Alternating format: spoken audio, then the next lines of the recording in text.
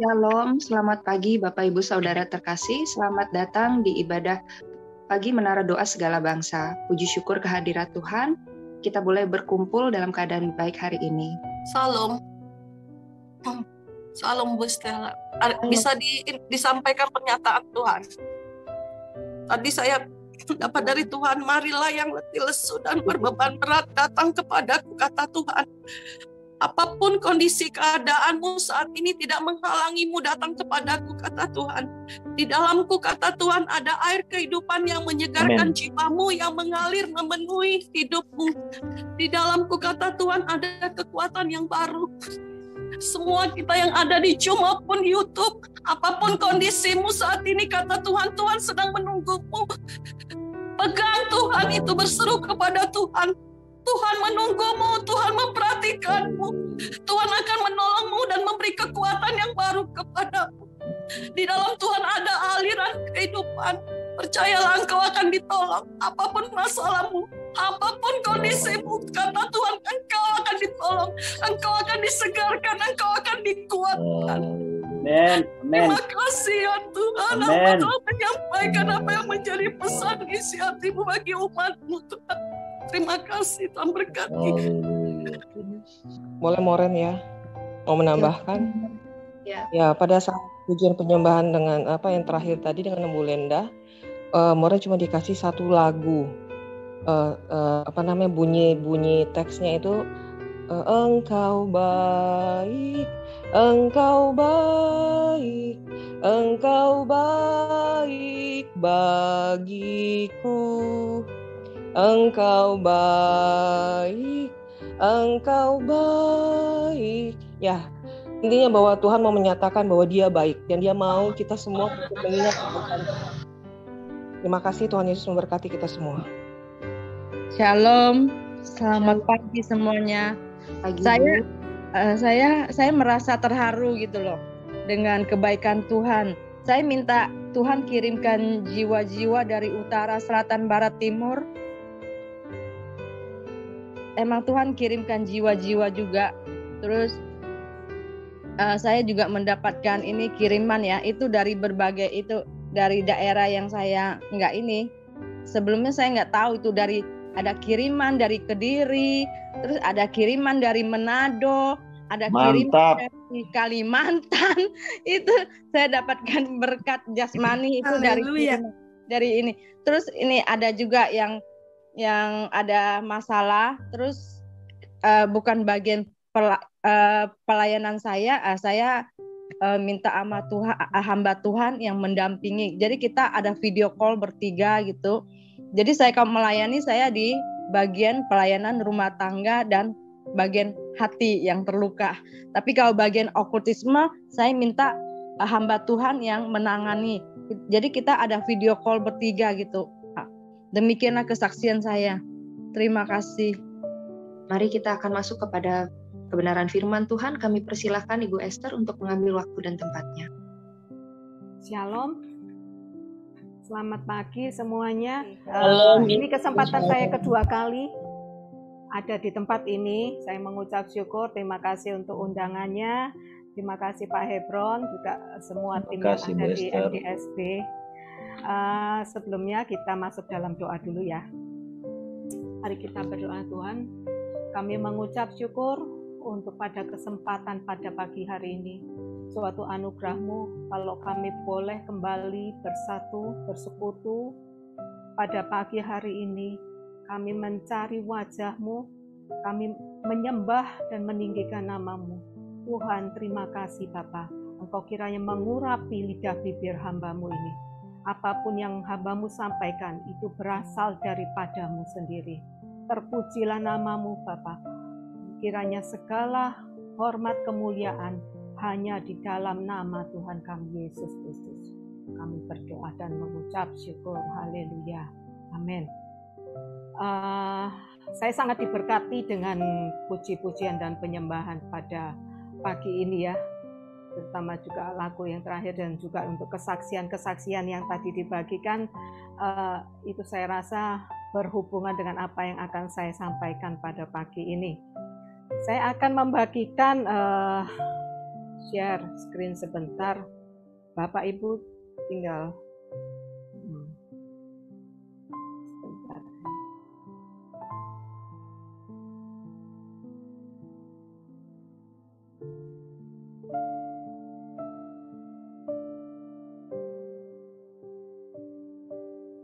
Ya, Bapak Ibu tinggal simak apa yang akan saya sampaikan pada pagi ini. Kita akan memulai pembacaan firman kita yang saya ambil dari Kisah Yusuf. Saya sangat diberkati sekali dengan Kisah Yusuf ini ya. Kita baca dari Kejadian 37 ayat 1 sampai 11. Saya akan bacakan, Bapak Ibu tinggal simak. Adapun Yakub, ia tinggal di negeri penumpangan ayahnya, yakni di tanah Kanaan. Inilah riwayat keturunan Yakub. Yusuf tatkala berumur 17 tahun jadi masih muda, biasa menggembalakan kambing domba bersama-sama dengan saudara-saudaranya, anak-anak Bilha dan Silpa, kedua istri ayahnya. Dan Yusuf menyampaikan kepada ayahnya kabar tentang kejahatan saudara-saudaranya. Israel lebih mengasihi Yusuf dari semua anak-anaknya yang lain. Sebab Yusuf itulah anaknya yang lahir pada masa tuanya, dan ia menyuruh membuat jubah yang maha indah bagi dia. Setelah dilihat oleh saudara-saudaranya bahwa ayahnya lebih mengasihi Yusuf dari semua saudaranya, maka bencilah mereka itu kepadanya dan tidak mau menyapanya dengan ramah. Pada suatu kali bermimpilah Yusuf, lalu mimpinya itu diceritakannya kepada saudara-saudaranya. Sebab itulah mereka lebih benci lagi kepadanya, karena katanya kepada mereka, coba dengarkan mimpi apa yang kumimpikan ini. Tampak kita sedang di ladang mengikat berkas-berkas gandum, lalu bangkitlah berkasku dan tegak berdiri, kemudian datanglah berkas-berkas kamu sekalian mengelilingi dan sujud menyembah kepada berkas-berkasku itu. Lalu saudara-saudaranya berkata kepadanya, apakah engkau ingin menjadi raja atas kami? Apakah engkau ingin berkuasa atas kami? Jadi makin bencilah mereka kepadanya karena mimpinya dan karena perkataannya itu. Lalu ia memimpikan pula mimpi yang lain yang diceritakannya kepada saudara-saudaranya. Katanya, aku bermimpi pula tampak matahari, bulan, dan 6,8.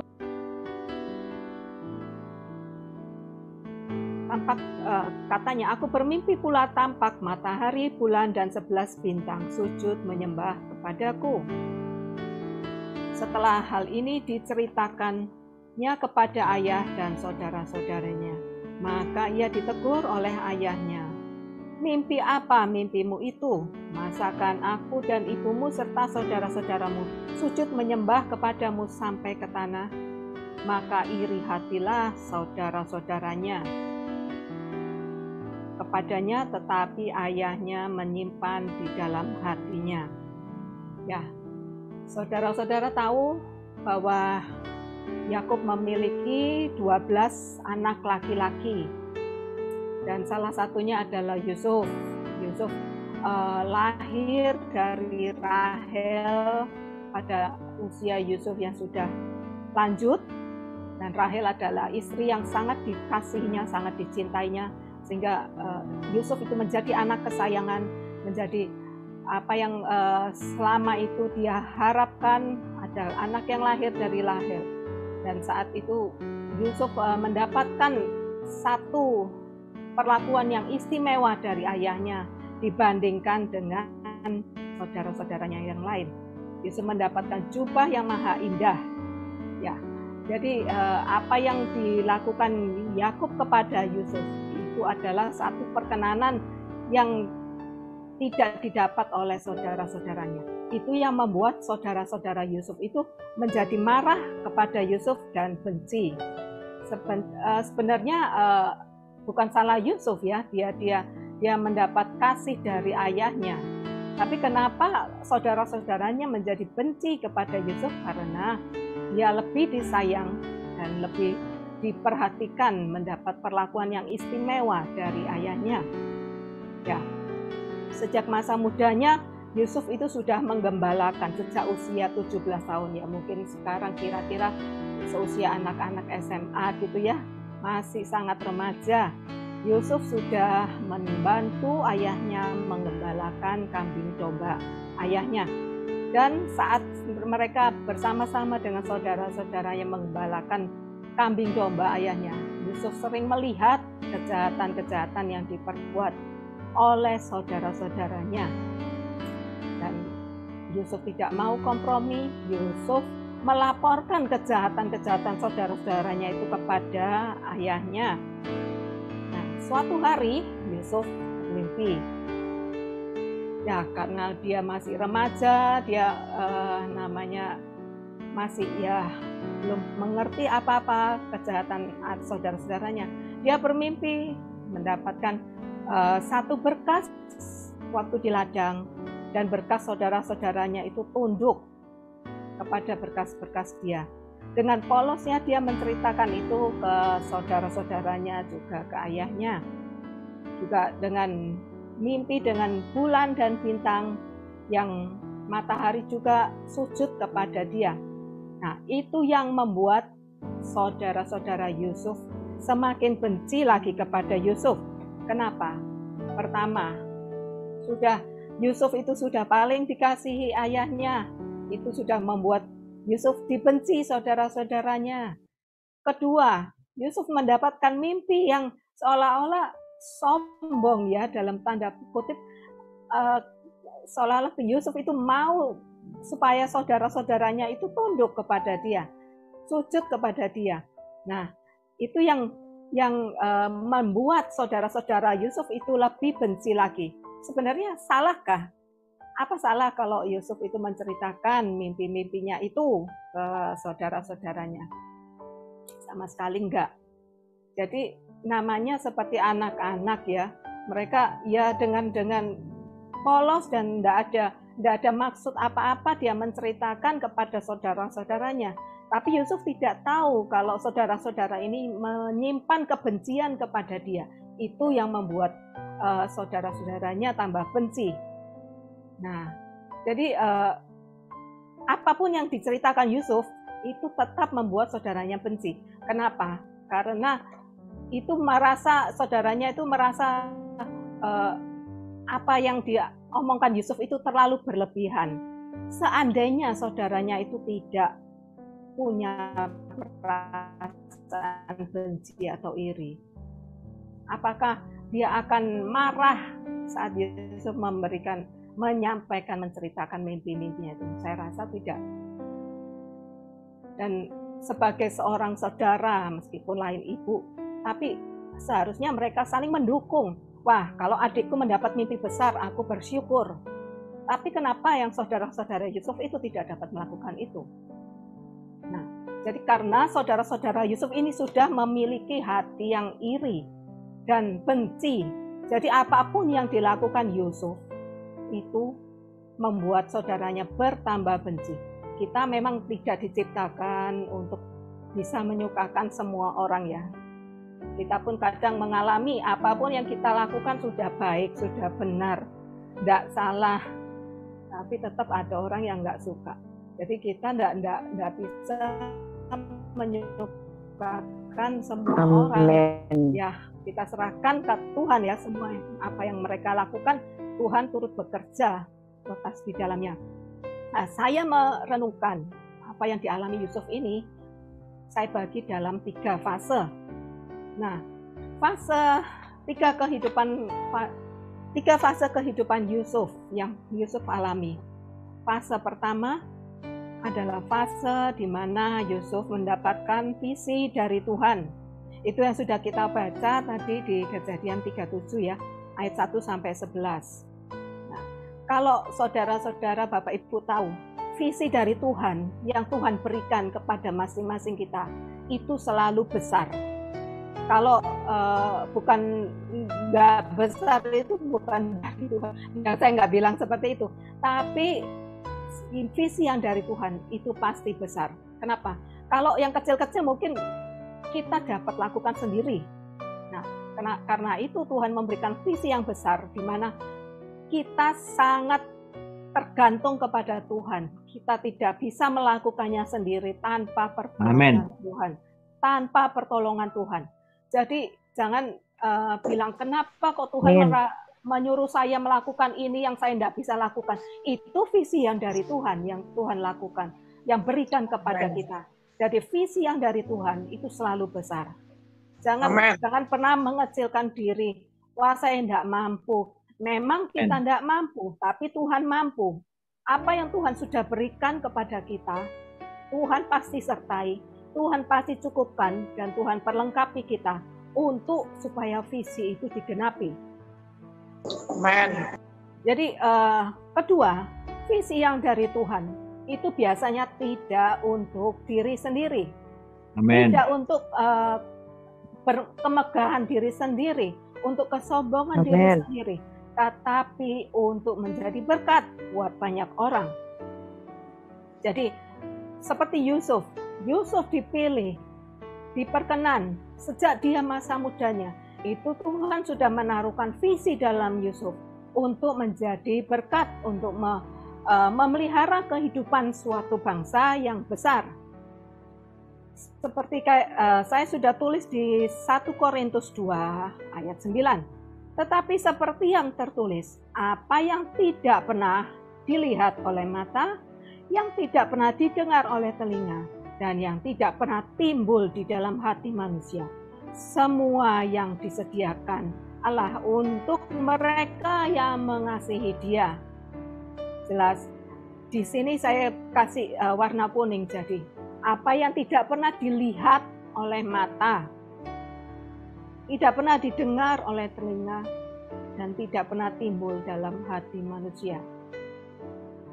Kalau kita kembali kepada Yusuf, apakah Yusuf saat menerima mimpi itu, dia pernah mikir, 13 tahun kemudian nanti saya akan menjadi penguasa di Mesir? Sama sekali tidak. Dia cuma tahu, mimpi ini mimpi dari Tuhan. Wujudnya nanti apa, penggenapannya seperti apa, prosesnya seperti apa, itu sungguh Yusuf tidak pernah tahu. Jadi tidak pernah dilihat oleh mata, tidak pernah didengar oleh telinga, dan tidak pernah timbul di dalam hati manusia. Itu ciri salah satu visi yang Tuhan berikan kepada kita semua juga, kepada Yusuf. Fase kedua yang saya renungkan adalah fase persiapan penggenapan visi. Saudara tahu, itu dari Kejadian 37 ayat 12 sampai 36, kita tidak baca semua karena terlalu panjang. Juga Kejadian 39 ayat 40. Semua proses itu harus ada saatnya. Tuhan itu memberikan proses supaya kita menjadi orang-orang yang teguh, orang-orang yang kuat dalam mempersiapkan bejana-bejananya. Apa yang tidak pernah dipikirkan oleh Yusuf saat dia mendapatkan mimpi itu, ialah dia akan masuk ke dalam proses. Nah, seandainya Yusuf tidak bisa memilih saat dia mendapatkan visi yang besar dari Tuhan, dia akan mengalami proses yang begitu sulit, begitu berat, yang harus dialami oleh seorang anak yang masih berusia 17 tahun ya. Karena Tuhan mau supaya Yusuf itu memiliki suatu persiapan yang kuat sebelum dia menjadi satu penguasa. Saya baca di Matius 9 ayat 17. Begitu pula anggur yang baru tidak diisikan ke dalam kantong kulit yang tua. Karena jika demikian, kantong itu akan koyak dan sehingga anggur itu terbuang dan kantong itu pun hancur. Tetapi anggur yang baru disimpan orang dalam kantung yang baru pula. Dengan demikian terpeliharalah kedua-duanya. Seperti itulah Tuhan itu mau mempersiapkan Yusuf dulu menjadi kantong anggur yang baru, bukan kantong anggur yang lama, sehingga saat Yusuf dipulihkan, Yusuf itu menjadi pribadi yang berbeda. Yusuf memiliki satu karakter yang benar-benar sesuai yang Tuhan inginkan, bukan seperti yang Yusuf inginkan. Bisa nggak misalnya waktu selesai Yusuf menerima mimpi itu dan Tuhan merencanakan Yusuf menjadi penguasa di Mesir, tapi tanpa proses yang harus dihadapi oleh Yusuf? Sangat bisa, Tuhan bisa melakukan apapun untuk semua rencana-rencananya pada anak-anaknya. Tapi Tuhan mau Yusuf memiliki satu tempat bejana yang benar-benar dibaharui, bukan dari bejana yang usang sudah tua, tapi Yusuf memiliki satu keteguhan hati, harus melewati proses demi proses. Fase ketiga adalah fase penggenapan visi yang kita nggak baca, ada di Kejadian 41 sampai Kejadian 50. Fase ini di mana Yusuf memiliki menerima semua yang dimimpikannya, semua yang Tuhan janjikan itu digenapi pada fase yang ketiga.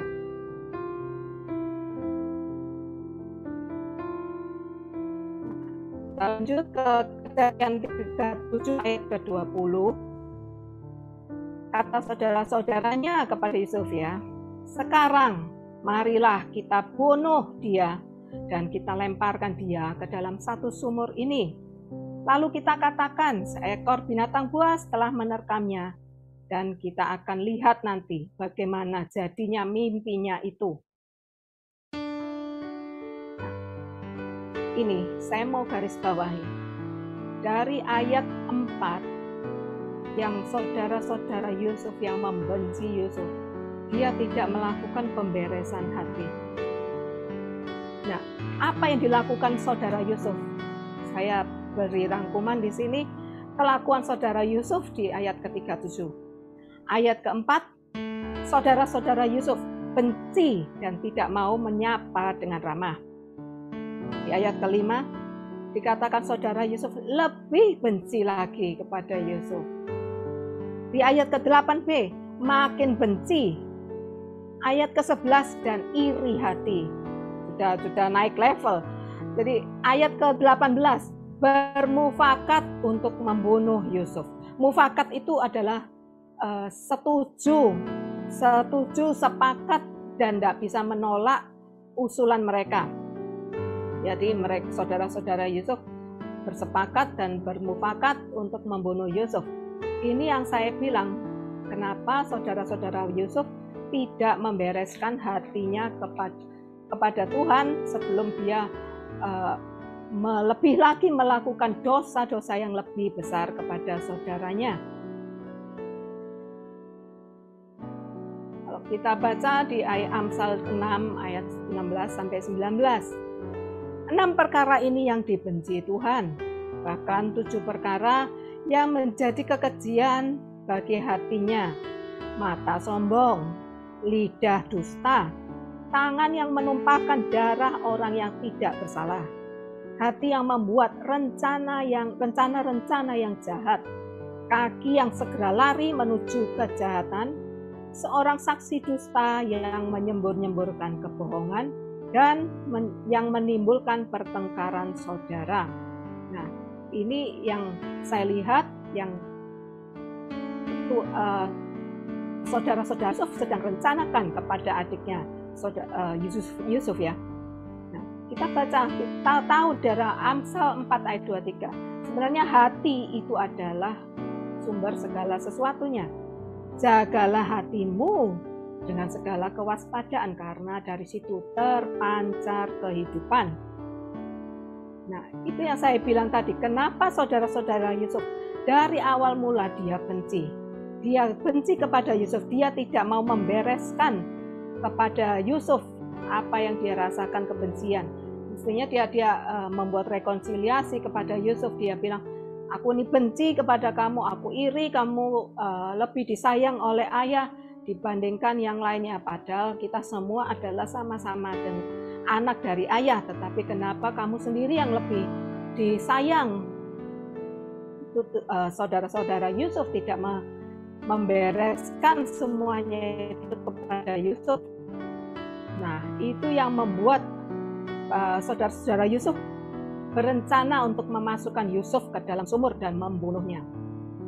Tetapi Ruben sempat hendak menolong, tapi dia tidak berani dengan saudara-saudaranya. Cuman dia bilang, sebaiknya jangan dibunuhlah, kita buang ke sumur aja, supaya dia dengan rencana untuk membebaskan Yusuf dan mengembalikan Yusuf kepada ayahnya. Nah, saya teringat apa yang dilakukan Ruben untuk menyelamatkan Yusuf. Itu sebenarnya bukan dari Ruben sendiri. Saya percaya itu ada rencana Tuhan yang Tuhan sudah sampaikan kepada Ruben untuk menyelamatkan Yusuf. Jadi saya bandingkan dengan Kejadian 4 ayat 7, di mana Kain berencana untuk membunuh Habel. Apakah mukamu tidak akan berseri jika engkau berbuat baik? Tetapi jika engkau tidak berbuat baik, dosa sudah mengintip di depan pintu dan sangat menggoda engkau. Tetapi engkau harus berpuasa atasnya. Nah, itu di ayat 7, di mana sebelum Kain membunuh Habel, itu Tuhan sudah memperingatkan. Kalau kita baca di ayat 8-nya, Kain tidak mengindahkan peringatan Tuhan, dan di ayat 8 Kain membunuh adiknya Habel. Saya mau bertanya, sebenarnya letak hati itu di mana? Kalau kita boleh, bentar. Sebenarnya saya mau tanya nih, letak hati itu menurut Bapak Ibu Saudara itu di mana sih? Di perut sih, Bu. Rongga dada, Bu. Di perut sebelah kanan. Betul, itu sebelah betul. kanan. Itu namanya lever. Lever. Siapa lagi ya? Bu, ada di Kalau bahasa Inggrisnya heart ya jantung, berarti di dada. Nah, kalau di gereja kita sering bilang, hati itu di mana? Pegang hatimu. Kita langsung pegang ke dada. Hatiku deg-degan.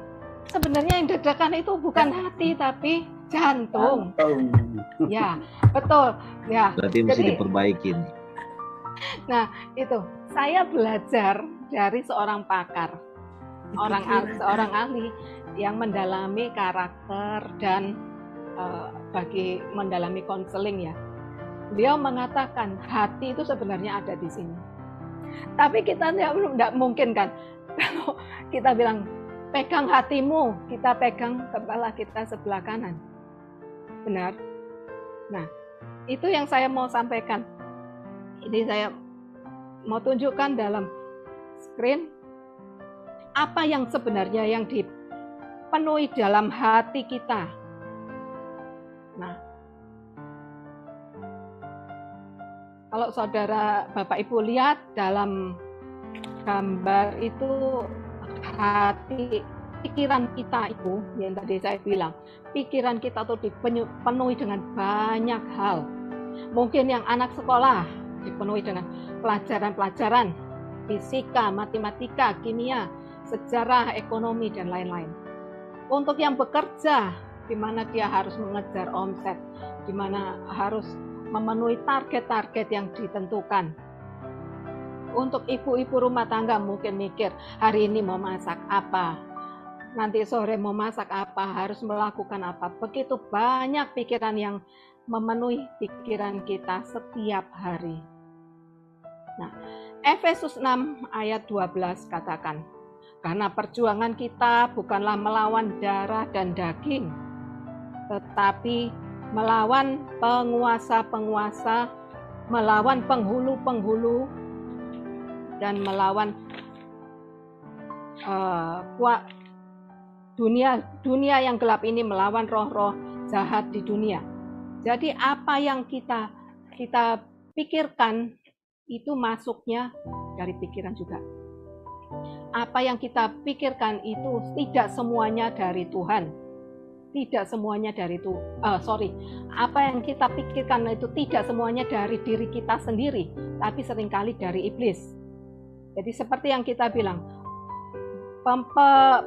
kita melawan itu bukan pemerintah, bukan melawan darah dan daging, tetapi melawan pemerintah melawan penguasa-penguasa, melawan penghulu-penghulu dunia yang gelap ini, melawan roh-roh yang jahat. Sebenarnya kalau dari apa yang masuk dalam pikiran kita, itu pasti ada pintu masuknya. Pintu masuknya itu dari mana? Seringkali saya mau sharingkan ini. Saya melihat ada pintu masuk yang dari iblis. Mengapa iblis bisa masuk? Itu dari dua pintu. Pertama dari mata. Mata kita, seringkali apa yang kita tonton, apa yang kita lihat, bahkan berita-berita hoax yang beredar di sosial media, itu tidak semuanya benar. Jadi kita harus pandai-pandainya memilah apa yang penting, apa yang tidak. Juga apa yang kita dengar. Celah kedua adalah pintu masuknya itu dari telinga. Apa yang kita dengar, gosip-gosip apa yang tidak benar. Jadi kita harus sangat menjaga apa yang kita lihat, apa yang kita tonton, dan apa yang kita dengar. Tidak semua yang kita dengar dari medsos itu harus kita turuti, karena tidak semuanya itu mendatangkan iman. Kita sebaiknya mendengar ke apa yang membangkitkan iman kita, apa yang tidak membangkitkan iman dan roh kita sebaiknya tidak perlu kita dengarkan. Minggu lalu saya mendapatkan cerita yang lumayan lucu dari seorang hamba Tuhan. Waktu dia sedang berjalan keluar rumah, dia jalan untuk mencari bis, dia bilang ada seekor burung yang terbang di atas kepala dia ya. Dan tanpa disengaja, dan maaf, bilang burung itu membuang kotoran dan jatuhnya persis di atas kepala hamba Tuhan ini. Jadi hamba Tuhan ini bingung, dia bilang dia langsung cari air untuk bisa membersihkan kepalanya. Dan kebetulan juga hamba Tuhan ini nggak ada rambut, jadi dia dengan mudah dan gampang untuk membersihkan kepalanya. Pada saat dia membersihkan kepalanya, dia bilang, Tuhan berkata dengan jelas kepada dia, kenapa gitu aja kamu cepat-cepat langsung mau membersihkan kepalamu? Tapi pada saat iblis memasukkan kotoran-kotoran ke dalam pikiranmu, kamu malah menyimpannya, kamu tidak cepat-cepat membersihkannya. Nah, itu yang saya ambil, betapa bahayanya kalau kita sedang menyimpan apa yang masuk ke dalam pikiran. Yang tadi saya bilang, celahnya bisa lewat mata, bisa lewat telinga. Jadi itu yang sangat berbahaya, makanya kita harus jaga. Itu benar-benar hati kita, pikiran kita, supaya iblis tidak bisa bercokol. Nah, seringkali memang pikiran-pikiran yang kita pikirkan itu tidak semuanya berasal dari Tuhan. Makanya kita harus setiap pagi berdoa seperti ini ya. Kita ada komunitas doa, penyembahan, mana kita harus tutup bungkus juga pikiran kita supaya sepanjang hari ini hanya pikiran Kristus saja yang ada memenuhi pikiran kita setiap hari. Nah, sebenarnya saya mau cerita waktu Yusuf sudah ada di rumah Potifar, dia sudah diangkat menjadi penguasa di rumah Potifar. Itu sebenarnya keadaan Yusuf sudah menjadi lebih baik, sedikit lebih baik. Tapi itu tidak akan berlangsung lama, tidak berlangsung lama. Kenapa? Yusuf dihasut oleh istri Potifar, sehingga Yusuf dimasukkan, dijebloskan ke penjara. Ya, kenapa kok baru enak sedikit keadaan Yusuf? Dari dibuang di sumur, dijual, mau dibunuh saudara-saudaranya. Baru enak sedikit masuk di rumah Potifar, jadi penguasa di rumah Potifar. Tapi tiba-tiba dia harus kembali ke penjara. Saya melihat Tuhan itu kembali turut bekerja untuk mendatangkan kebaikan. Kenapa? Karena Tuhan mempunyai rencana. Yusuf itu tidak hanya menjadi penguasa di rumah Potifar, tapi Tuhan punya rencana yang besar. Yusuf menjadi penguasa di Mesir. Jadi supaya Yusuf tidak puas diri, wah puas, aku cukuplah jadi penguasa di rumah Potifar. Paling tidak aku tidak di sumur, aku tidak dibunuh oleh saudara-saudaraku, lumayan aku sudah di rumah Potifar lah. Tapi itu tidak lama kemudian Yusuf masuk penjara. Nah, itu yang membuat Yusuf bertanya-tanya, kalau saya jadi Yusuf, kenapa Tuhan baru enak sedikit kok sekarang sudah masuk penjara? Dan tidak jelas lagi berapa lama dia di penjara. Mungkin kalau divonis pengadilan bisa tahu, Yusuf engkau salah, kok dihukum masuk penjara 2 tahun atau 5 tahun. Ini Yusuf tidak tahu berapa lama Yusuf akan masuk penjara. Tapi itu ada maksud Tuhan di balik semua itu. Ya.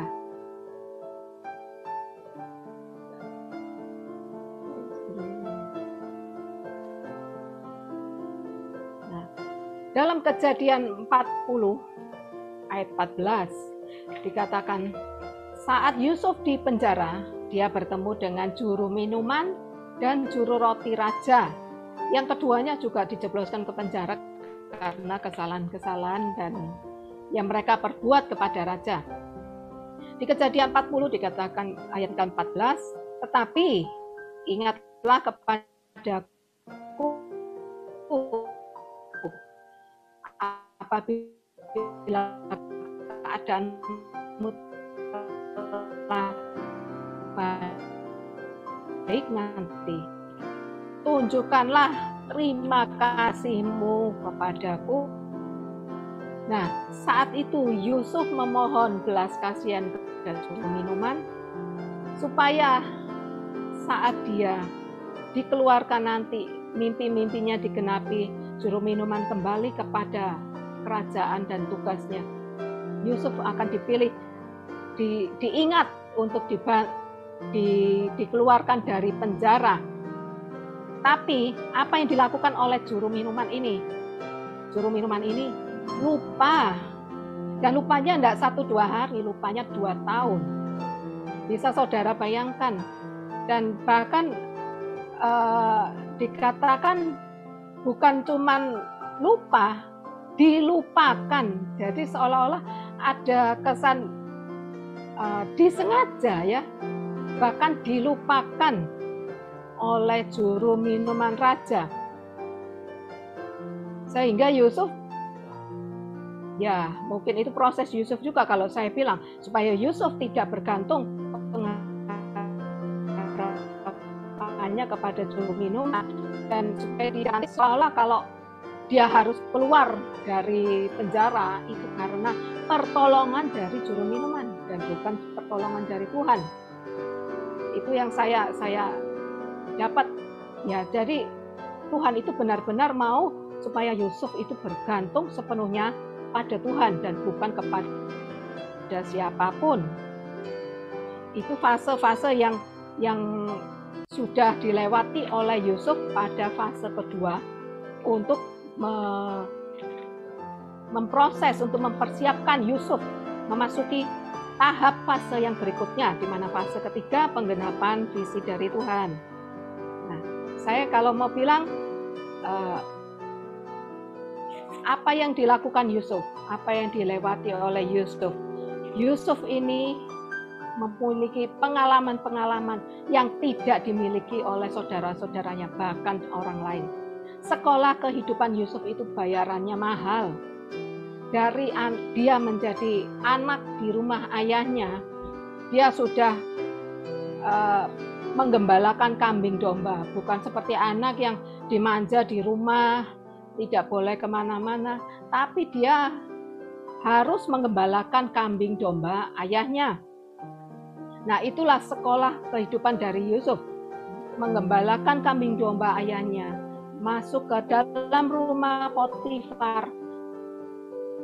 Dia harus bagaimana mengatur rumah tangga Potifar. Bahkan saat dijebloskan ke penjara pun, Yusuf belajar bagaimana mengatur manajemen penjara mungkin, bagaimana mengatur orang-orang di penjara yang tidak semuanya gampang untuk diajarin ya, untuk diatur. Tapi Yusuf memiliki satu hikmat supaya Yusuf boleh mengatur semuanya itu, karena Tuhan mempunyai rencana, bahkan harga yang mahal dengan ketaatannya untuk Yusuf menjadi penguasa kelak di Mesir. Dan itu masa-masa sukar yang sangat berat yang harus dilewati Yusuf. Dan meskipun begitu, Yusuf tetap tidak mau mengharapkan pertolongan siapapun. Yusuf tahu bahwa kalau Tuhan punya rencana, Tuhan sanggup melakukannya tanpa pertolongan siapapun. Bahkan saudara-saudaranya mungkin, atau Potifar atau istri Potifar yang mau menghalangi rencana Tuhan, itu yang terjadi dalam hidup Yusuf, itu tidak akan terjadi. Karena Tuhan yang punya rencana yang besar atas Yusuf, itu dia yakini pasti terjadi. Saya mau tanya, kenapa Potifar dan Firaun itu begitu yakin, dan dia sampai bilang ada melihat penyertaan Tuhan itu ada di atas Yusuf ya? Kenapa?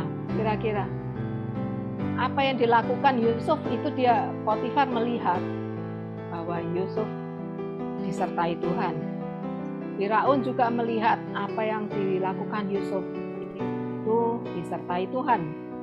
Mereka percaya bahwa ada sesuatu yang beda pada diri Yusuf karena ada perkenanan Tuhan. Karena Yusuf dapat melakukan apa yang orang lain tidak dapat lakukan. Contoh salah satunya adalah mimpi. Tidak semua orang bisa mengartikan mimpi. Tetapi Yusuf sendiri bilang, mimpi ini Allah yang memberikan pengertian, bukan dari dirinya sendiri. Jadi Yusuf tidak pernah menyombongkan apa yang keberhasilan dia itu karena dirinya sendiri, tidak. Jadi dia bilang di ayat Kejadian 40 ayat 8, Tuhan memberikan pengertian saat Yusuf mengartikan mimpi. Jadi itu bukan karena kepandaian atau kepintaran Yusuf sendiri, tapi karena Tuhan. Dan saya melihat bahwa bukan itu saja, Yusuf disertai Tuhan. Itu terbukti dari apa, tugas-tugas apa yang diberikan. Yusuf bisa melakukannya dengan baik. Karena itu dia Potifar dan Firaun berkata, Yusuf ada penyertaan Tuhan. Nah, bagaimana dengan saudara dan saya? Bagaimana orang lain melihat kita? Apakah orang lain melihat kita ada penyertaan dan perkenanan Tuhan atas kita? Karena apa yang kita lakukan berbeda dengan apa yang orang dunia lakukan. Mungkin orang dunia mengatakan, buat apa tiap hari doa seperti ini, tidak merubah keadaan. Tapi saya percaya satu hari nanti orang akan melihat bahwa apa yang kita lakukan itu berbeda dengan apa yang orang dunia lakukan. Karena ada perkenanan Tuhan atas setiap anak-anak Tuhan. atas setiap kita semua.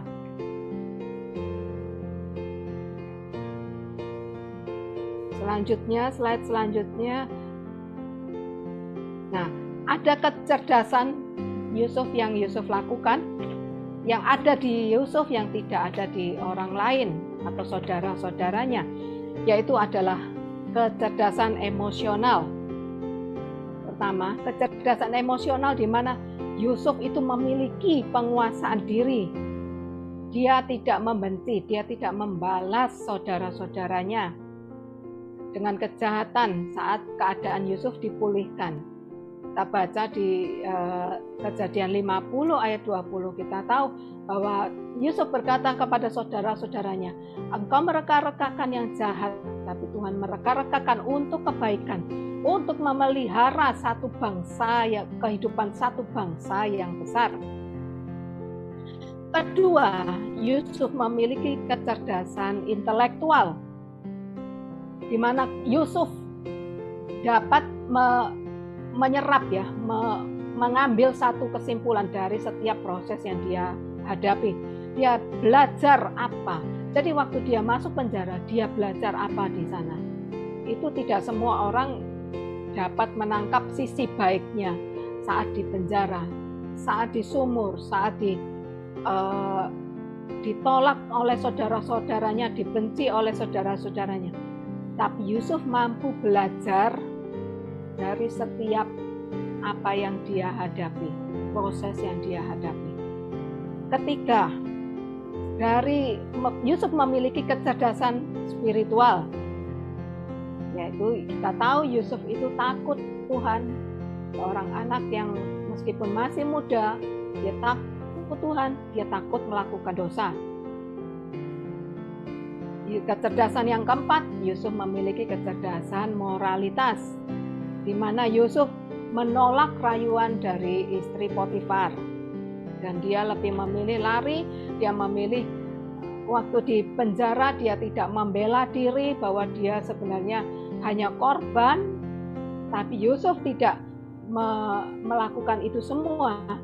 Yusuf tahu ada rencana Tuhan di balik itu. Dia tidak juga kompromi dengan kejahatan-kejahatan yang saudaranya lakukan. Ya. Kenapa sih setiap orang harus melewati satu proses ya? Kenapa? Karena saya baca di 2 Timotius 3 ayat 12 dikatakan sebenarnya kalau Yusuf itu mau nggak diproses itu bisa juga sih kalau memang Tuhan ingin. Tapi kalau Tuhan mempunyai rencana besar, kita semua mempunyai rencana besar, Tuhan akan mempersiapkan kita sungguh-sungguh. Di 2 Timotius 3 ayat 12 dikatakan, memang setiap orang yang mau hidup beribadah kepada Kristus Yesus akan menderita aniaya. Jadi kalau kita mengalami penderitaan, kita mengalami aniaya, itu sudah ada ayatnya di sini. Karena kita mau beribadah, setiap orang yang mau beribadah kepada Kristus Yesus, ia akan mengalami aniaya. Jadi jangan saudara mengeluh, kita semua tahu bahwa kita harus melewati untuk semua proses kita masing-masing. Matius 7 ayat 14 dikatakan, karena sesaklah pintu dan sempitlah jalan yang menuju kepada kehidupan, dan sedikit orang yang mendapatinya. Nah, ini yang kita harus sungguh-sungguh pelajari ya. Jadi jangan kita berkata, kenapa orang Kristen kok lebih susah? Kenapa ngelihat orang dunia yang nggak sungguh-sungguh, yang nggak takut Tuhan, hidupnya lebih enak? Kenapa kita melakukan, sudah doa, sudah puasa, sudah melakukan apa yang Tuhan mau, tapi kenapa kok hidup kita seolah-olah tambah berat dan tambah berat?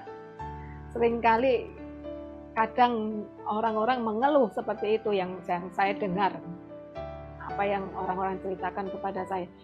Nah, kita tuh nggak tahu loh, apa yang Tuhan sudah persiapkan kita. Kita semua ini masing-masing memiliki visi ya. Memiliki visi yang nanti kita tidak tahu ya 10 tahun lagi atau 5 tahun lagi. Itu yang Tuhan akan genapi, itu dipersiapkan dari sekarang. Apa yang Tuhan berikan kepada visi-visi yang Tuhan berikan kepada kita, itu tiap orang berbeda. Nah, kalau mungkin Yusuf harus melewati 13 tahun, mungkin kita ada yang 2 tahun, 5 tahun, atau 10 tahun. Kenapa Tuhan kok belum digenapi? Kenapa kok Tuhan janji ini, janji itu, kok sudah saya tunggu 15 tahun, belum digenapi? Nah, itu yang proses. Jangan kita ngomel, jangan kita ngeluh. Tambah lama, tambah berat nanti. Amin. Jadi jalani aja, pasti ada rencana Tuhan yang besar. Ada rencana Tuhan yang kita tidak tahu nanti. Titik akhirnya. Amin, amin, amin.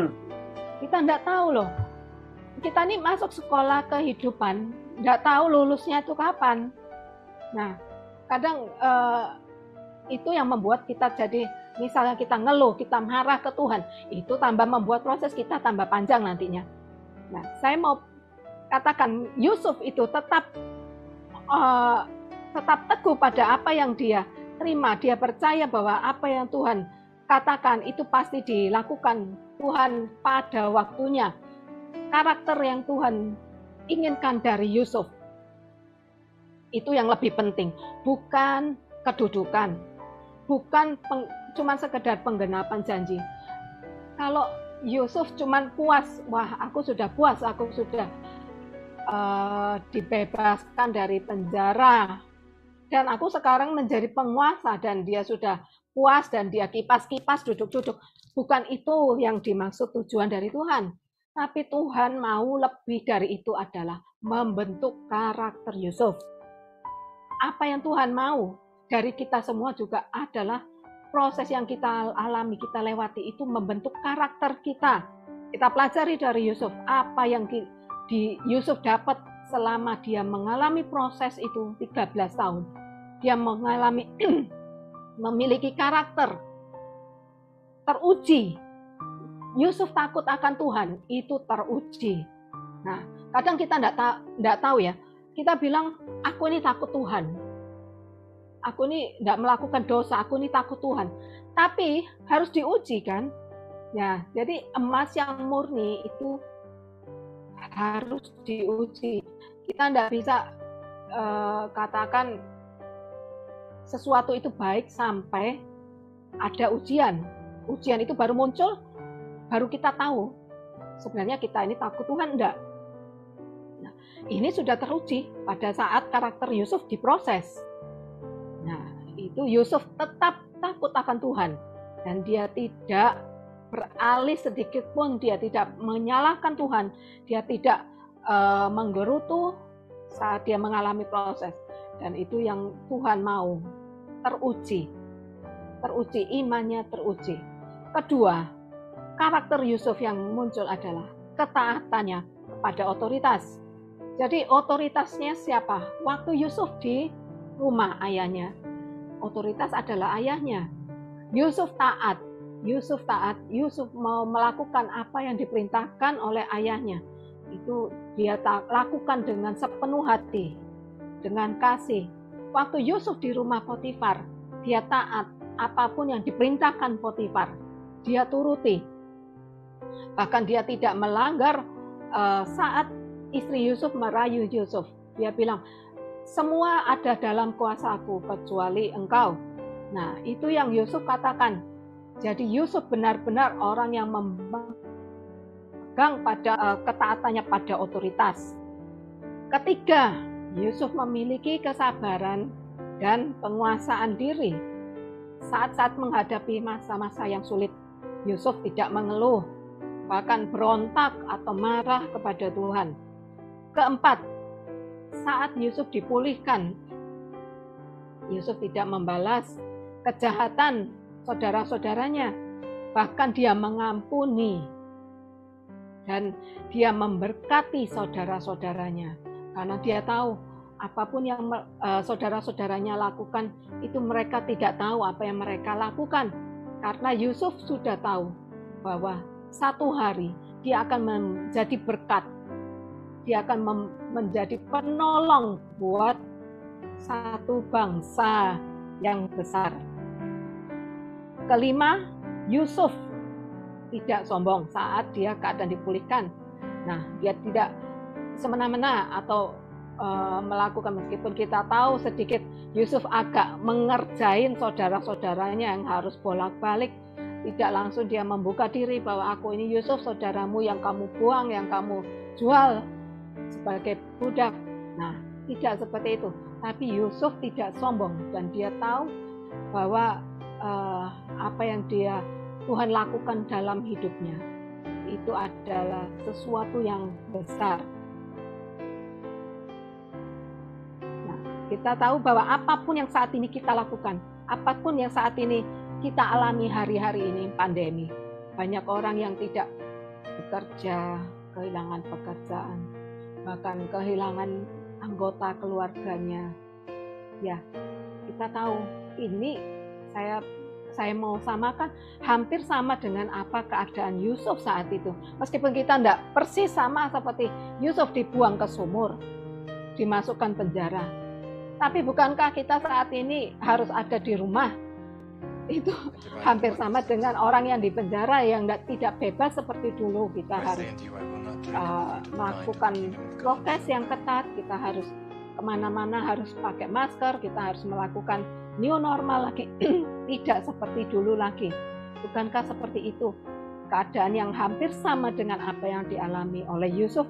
Nah, janganlah kita ngeluh. Kita percaya ada maksud Tuhan di atas semuanya itu. Dan seringkali kita merasa masalah kita ini lebih besar dari apa yang dapat kita hadapi. Masalah kita ini lebih berat dari apa yang orang lain. Ya, kita memang sering melihat, wah, orang itu nggak seberat aku lah prosesnya, dibandingkan aku lebih berat prosesnya. Kadang kita sering membanding-bandingkan dengan orang. Tapi Tuhan berkata, pencobaan yang kamu alami itu pencobaan biasa, bukan luar biasa. Dan Tuhan akan memberikan jalan keluar saat kamu dicobai. Nah, kita semua ini tahu, kita semua lagi mengalami hal yang sama ya. Yang kehilangan pekerjaan, yang kehilangan keluarganya, bahkan nggak tahu harus apa, harus melakukan apa lagi. Kita tahu bahwa Tuhan itu turut bekerja untuk mendatangkan kebaikan. Ayat selanjutnya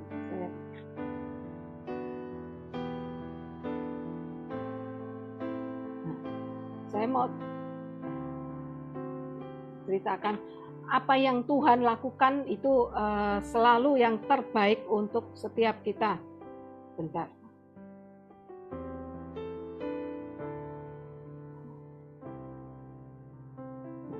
Di Ayub 37 ayat 5b dikatakan, ia melakukan perbuatan-perbuatan besar yang tidak tercapai oleh pengetahuan kita. Nah, jadi kita enggak berhak ngomel, kita enggak berhak mengeluh, karena memang saat ini kita itu enggak tahu. Kita harus melakukan apa, kita harus ke kiri atau ke kanan, harus maju atau harus berhenti. Tapi Tuhan itu melakukan perbuatan-perbuatan yang besar, yang tidak tercapai oleh pikiran kita.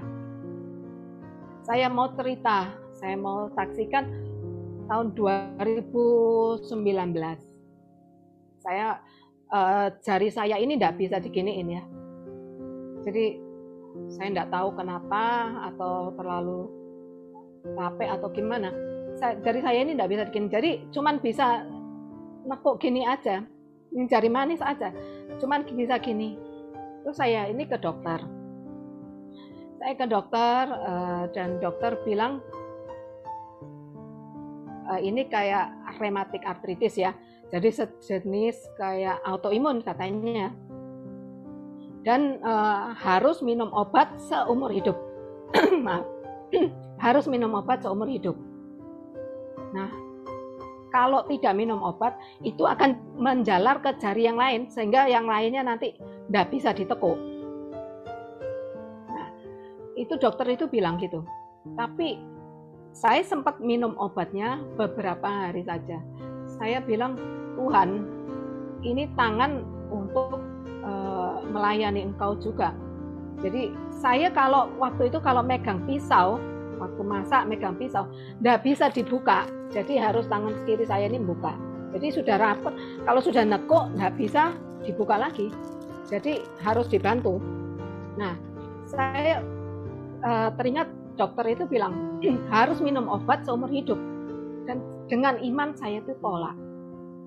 Saya tidak mau tergantung sama obat. Pada satu hari 2016 sebelum pandemi ya, kita ada pelayanan dan saya tugas untuk catcher. Nah, orang yang saya harus jaga itu catcher. Itu orang yang gemuk sekali dan tingginya sih lebih rendah dari saya. Cuman gemuk sekali. Dan saya harus pegang dia, waktu saya pegang dia jatuh, saya pegang. Aduh, saya hampir teriak karena jari yang saya yang sakit ini seperti kepelintir dan sakitnya luar biasa. Dan saya bilang, tapi saya hampir jerit-jerit. Saya bilang dalam hati itu saya bilang sembuh. Meskipun sakitnya ini sembuh, ini pemulihan. Kadang kita sakit tidak harus yang diobati, tapi harus melalui yang dipijit atau apa yang membuat lebih sakit lagi. Tapi waktu itu seperti kepelintir, benar-benar sakit.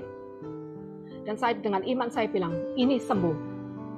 Saya enggak mau bilang ini tambah sakit, tapi bilang saya ini sembuh. Tapi enggak langsung sembuh juga. Itu harus sampai berlangsung beberapa bulan. Baru saya sampai lupa kapan persisnya, tapi satu hari ini jari ini sudah lentur, sudah bisa ditekuk. Amin. Haleluya. Amin. Haleluya. Nah, tahun 2020 masuk pandemi, kembali jari tengah seperti itu juga, nggak bisa ditekuk. Ya cuman gini-gini aja.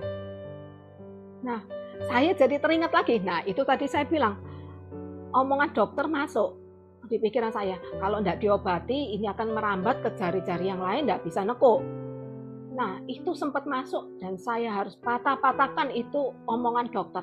Saya tolak omongan dokter, saya tetap tidak mau minum obat. Dan saya tetap pijit-pijit sendiri.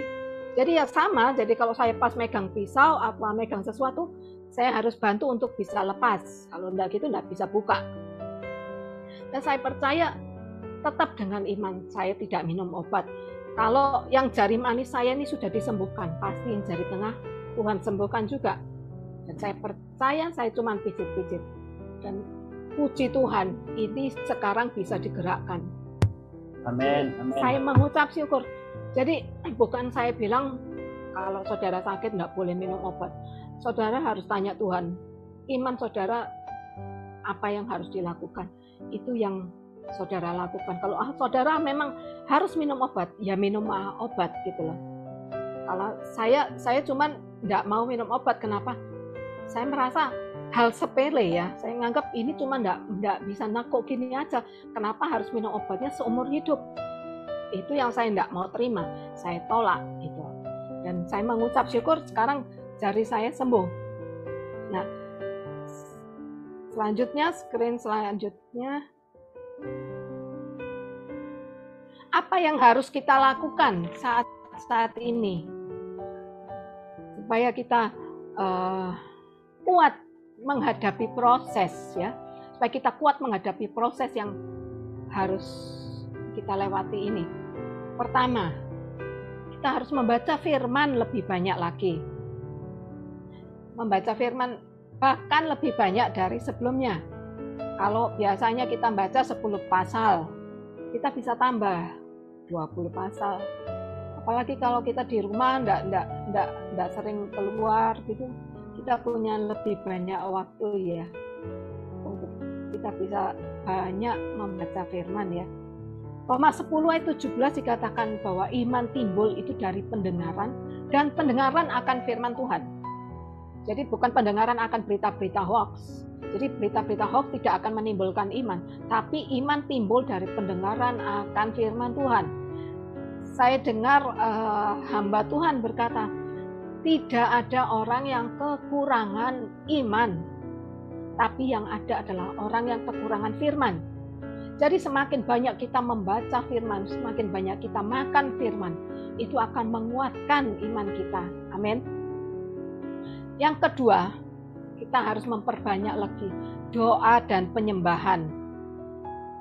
Matius 26 ayat 41, berjaga-jagalah dan berdoalah supaya kamu jangan jatuh ke dalam pencobaan. Roh memang penurut tetapi daging lemah. Ya, saya bersyukur apa yang dilakukan MDSB seperti ini. Tiap hari ada doa dan penyembahan. Kita ada satu komunitas, ada satu wadah untuk sama-sama berdoa dan menyembah.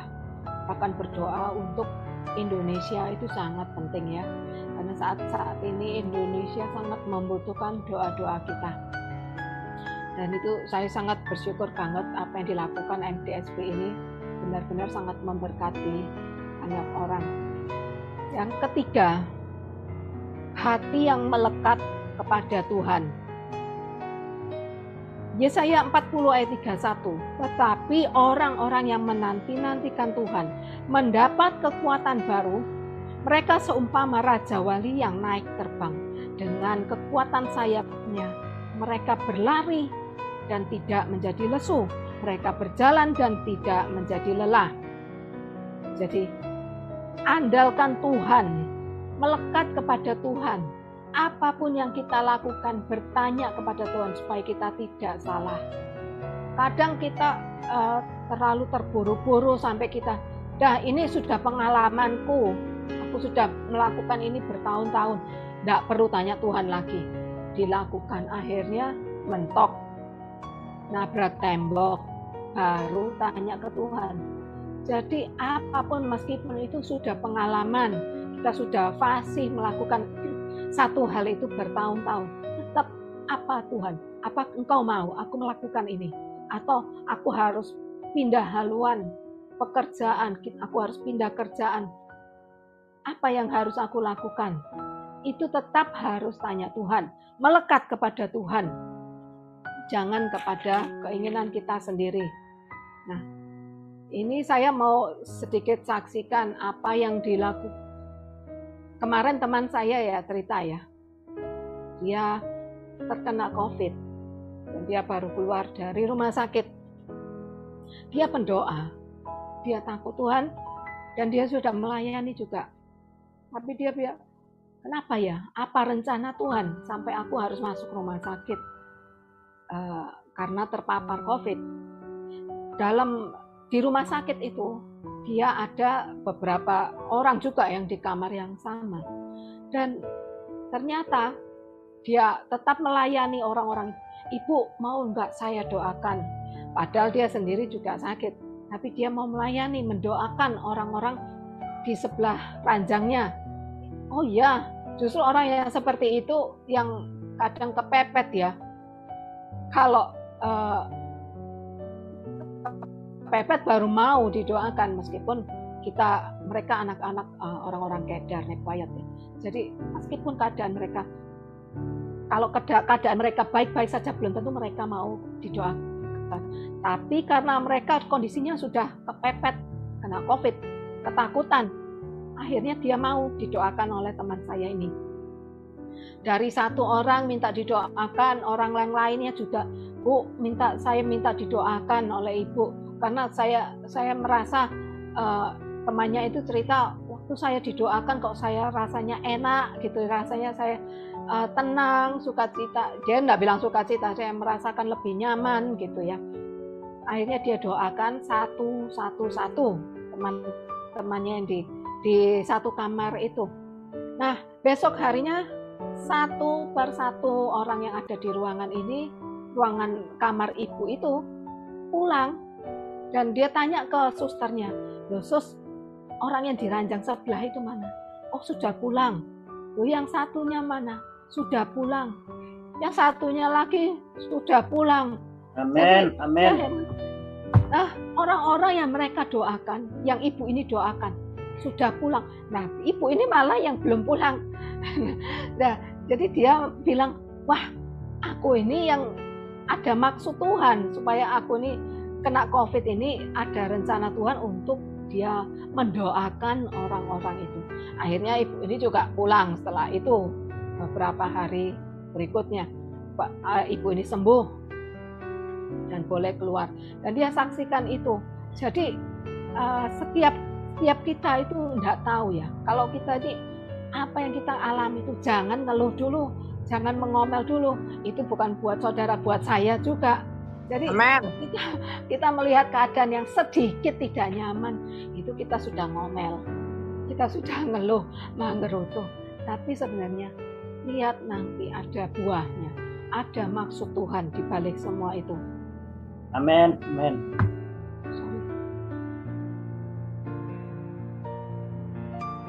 Ayat terakhir yang saya akan bagikan adalah dari Ayub 42 ayat 2.